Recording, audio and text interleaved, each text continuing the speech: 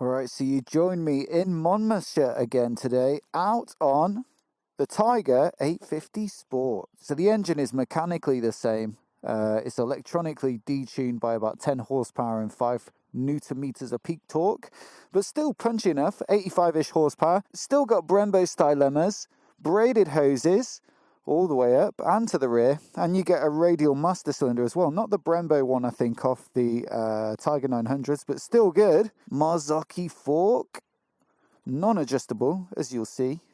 And then a Marzocchi shock with a preload adjustment knob here. Nice to have that remote so you don't need tools. Simple TFT dash, phone connectivity isn't an option. 2 riding modes with the mode button here, so road and rain. No heated grips, no nothing. No heated seat. You're just getting pure mechanical performance for your money, and you're not paying for anything that you don't need if you don't like that stuff. You do get a slightly lower seat. Excuse the cable here, that's my exhaust mic. But this is 830mm in its up setting, 810 at its lowest, and then 790 with the low seat option. So that's super low for an adventure bike. Just really been enjoying focusing on the engine, which is cracking and basically the same as the Tiger 900. The brakes are great, suspension's good enough. So let's load up my stuff. I'll take it for a spin. There's some nice little roads around here, and I'll show you what it's all about.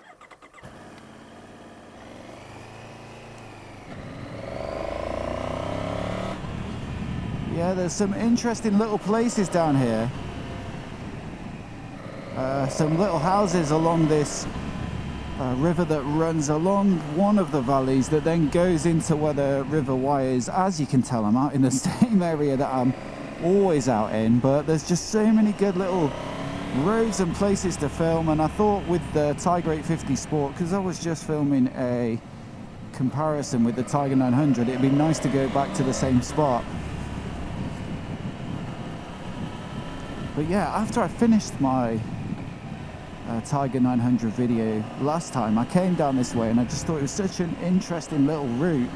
Obviously a bit tight and the visibility is not great in terms of biking, but there's all these little houses and gardens along this river that runs down the bottom, and then it flows into the River Wye around the Tinton kind of area, which I've passed through on the Urban GS the other day in my video. But yeah, you've definitely got to have your wits about you. You can't be flying down these roads not expecting something to come the other way. It does go back tomorrow, and I wish I could do a bit more riding with it, but like I say, you just don't really think about all the electronics and gadgets and stuff like that. You just get to enjoy the T-plane crank triple. The power and torque are so similar for the majority of road riding, unless you're going right up in the revs. You know, it's going to feel largely the same.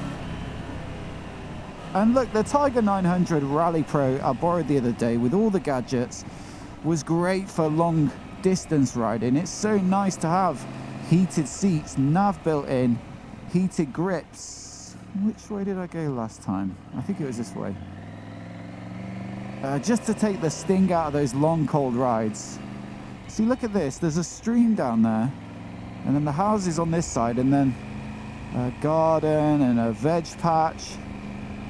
It's like some little rural paradise around here. Yeah, it was grand on the motorway, the Tiger 9, but for this sort of riding where you're just out and about, enjoying little back roads and, you know, finding new places to take videos and photos, and you want something that you can turn around quickly and go on little gravel roads, and also something that's easy to push around the car park as well if you're maneuvering it for pictures.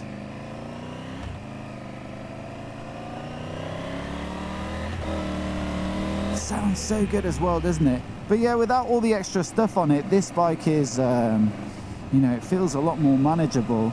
Now, of course, you could get the Rally Pro or the Rally of the Tiger 900 and not have all the hard cases and extra engine bars, but this has a lower seat, like I say, 830 I've got it in at the moment, so that's like a street triple seat height. 810mm is Triumph Trident seat height, and then with the low seat you can get it down to 790, so not far off like my Street Twin, which is a very low bike. You're almost getting into cruiser territory. I'm not sure I'd like how it felt if the seat height was too low. I said the same with the Zeros the other day, the Zero SRF. Seat was just a little too low for me. I think 830 suits this nicely. But for a variety of sizes of riders, you know, it really caters for everybody. God, I really feel like I'm talking a lot about seat heights at the moment. I think it's because I've got a lot of adventure bikes and I'm not super tall myself, so it really impacts my enjoyment of them. That's why I like the 890 Adventure from KTM so much. Look again here, these houses have a stream along the front there and then little bridges for their driveway. How good must that be? Look at that bridge. For sale. Sold, I'll have it. What a beautiful little valley to live in. Tinton Abbey in the sunshine today. We've got much better weather than last time I was here. But in summary, yeah, oh, damn it, the good road is closed. I'll have to take this diversion and see where it leads me. But yes, in summary, it is quite nice to be able to jump on this bike, not have to worry about whether your phone's connected and not worry about what riding mode it's in and not worry about, you know, tipping it over and waddling it around. And at £9,300, that's quite a decent saving. It's 11-ish grand for the GT, 12-ish grand for the Rally. I think it's 13,100 for the GT Pro with its electronic shock, and then 13,400 for the Rally Pro.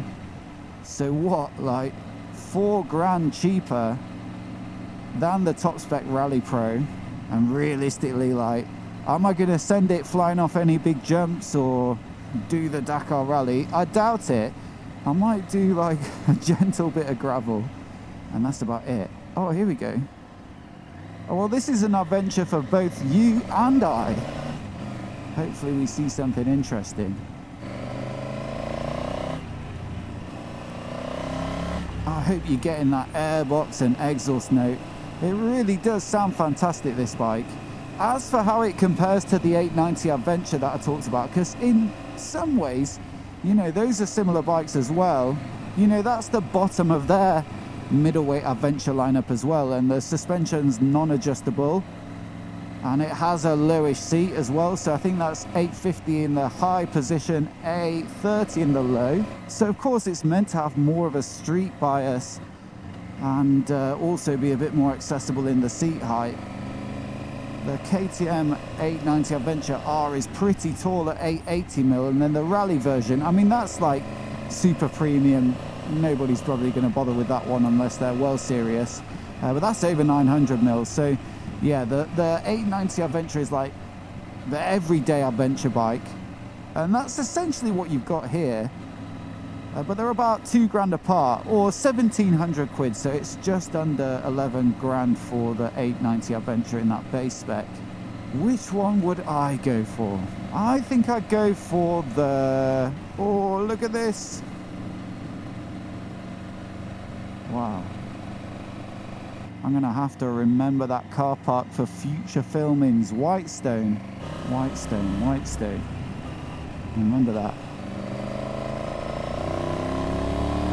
I mean, that's a tough one. This engine is absolutely cracking, and it has a more distinctive flavour to it than 890. You know, that's a parallel twin with a bit of a cross-plane crank job. Those are 10 a penny at the moment, whereas this, a T-plane triple, I mean, you don't really get any of those. It's the first time it's been done. And I do really like the way it performs. I like the way it sounds. I like the way it revs up, but also delivers some nice torque in the middle.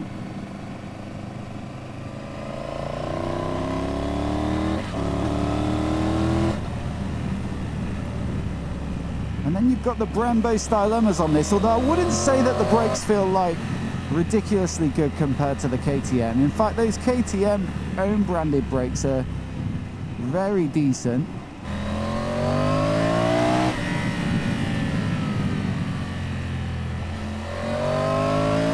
Woo! See, that's where it comes alive, when you get a chance to just spin it up that little bit more.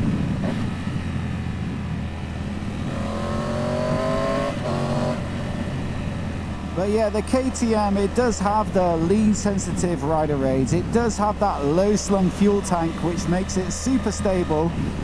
The center of gravity is unreal. It's so low, it feels so easy to manage on road and off, and at low speed when you're doing maneuvers and stuff.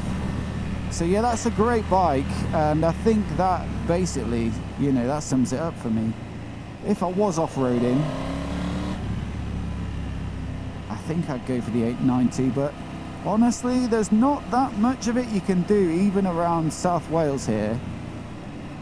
And so if I was just getting a bike at the cheapest possible price for a bit of a thrill on the road, maybe a bit of commuting and just a bit of general getting around,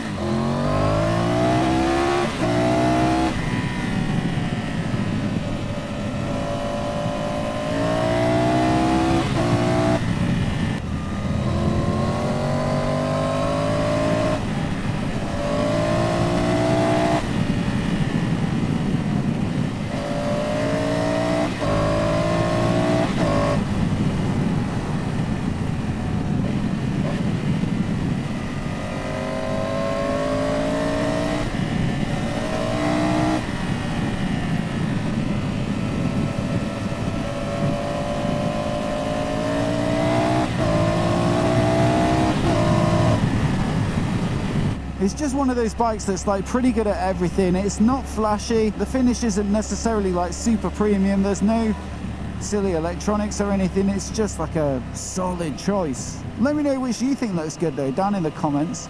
I'd love to know what you guys make of these two bikes. I must say as well, I'm really enjoying not having a quick shifter. Almost every bike I borrow at the moment has a quick shifter. Is it really necessary? I'm not sure it is.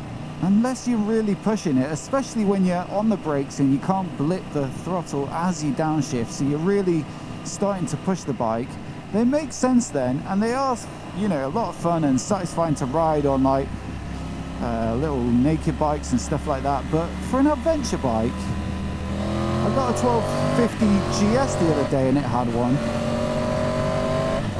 It sounds great. It sounds absolutely great going through the gears, and it's got an Akropovich exhaust on it as well. So those two things combined do make for a bit of fun, but I don't think it needs it. And it's so satisfying manually working the gears. That's part of the fun of riding. But sometimes I've been switching them off. Whoa! Looks like I'm gonna get wet on the way home.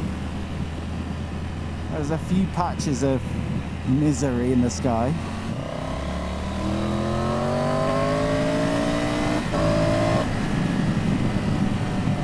You know, I think these brakes are perfectly set up. I think there's a tendency to assume that the sharper the brakes, the better. And you know, if you can do one finger braking, then that's the best. Especially with Brembo, Stylema calipers and all that stuff, the braided hoses on this bike, you might expect to jump on and find that it's like super sharp on the initial bite, but they're not so much. But I think it makes it user-friendly, especially if you're going to take it on some gravel and that kind of thing. But the thing is, as the speed picks up, you start to realize the power's there. So when you're doing 60 and you get on the brakes, it really does stop quickly.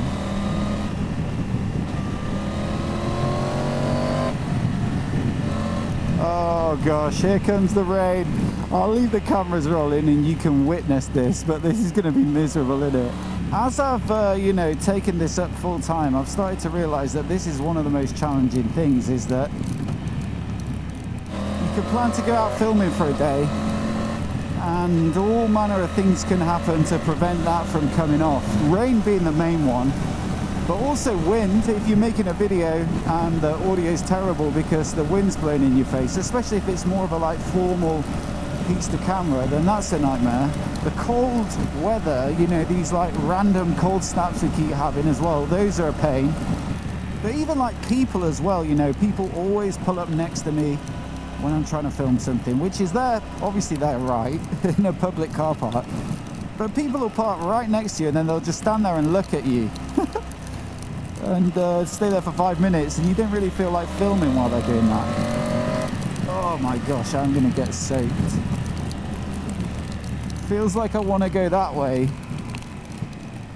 at some point, if I can.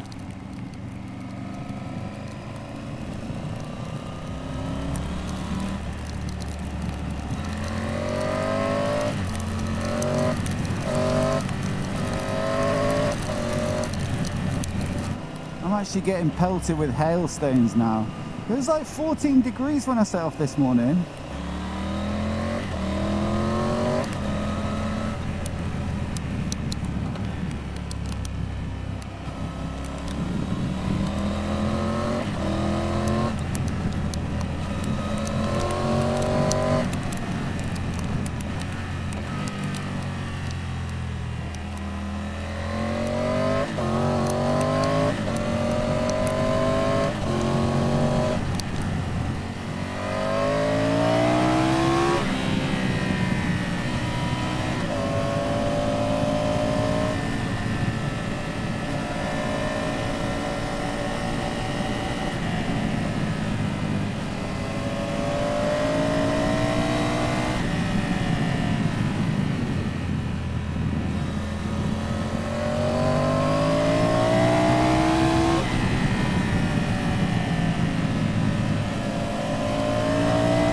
This is a lovely little stretch of road, so as opposed to coming down the Wye Valley into Chepstow, this is coming from the Usk side, sort of coming in from the west. It's a bit wet today, so I won't be pushing particularly hard, but as you can see, it's scenic and there's a few nice little bends on it as well, although a couple do tighten at the last minute.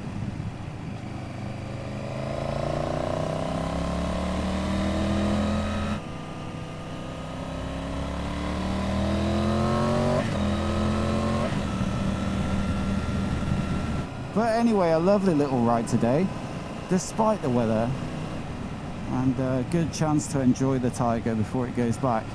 Let me know if you've got questions down in the comments below, as always, and I'll see you in the next one.